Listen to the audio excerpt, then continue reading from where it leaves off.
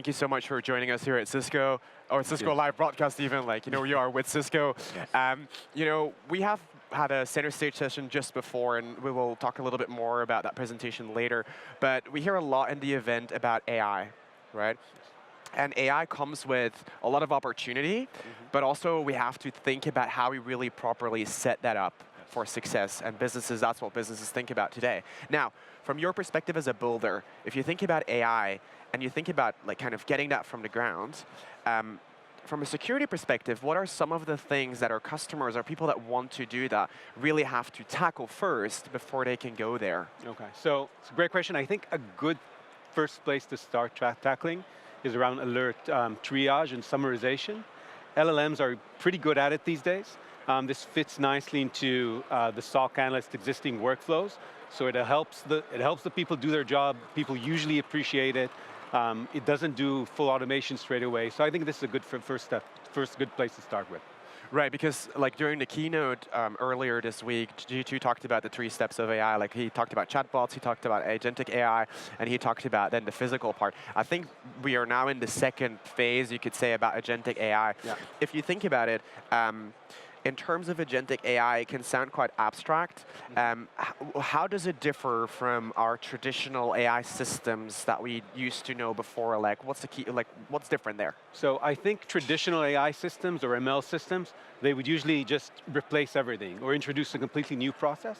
My intuition on agentic AI is, think of it as something that integrates with your existing workflows. So you might have an AI agent that'll help you out and do one part of an existing workflow that you're doing.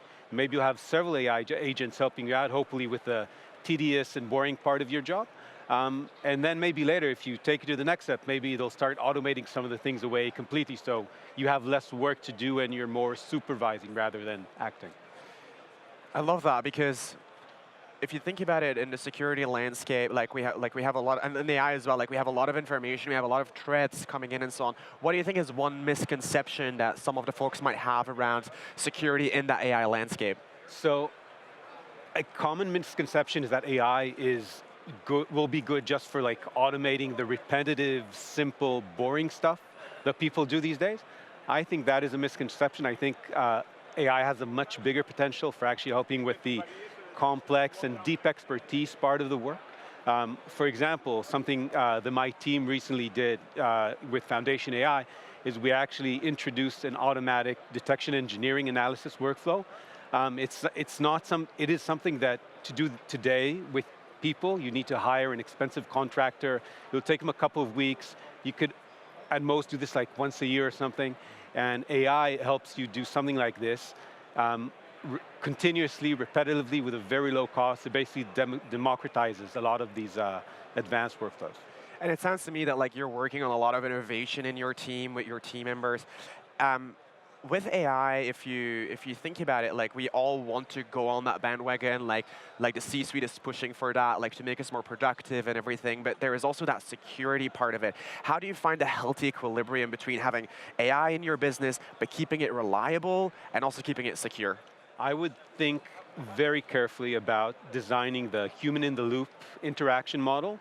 So which parts do I let the AI do? And AI is great, it can help a lot, but at what point does the human come in and review the work? Does the human make the call and the decision, or do we let the AI make a decision and the human approves it?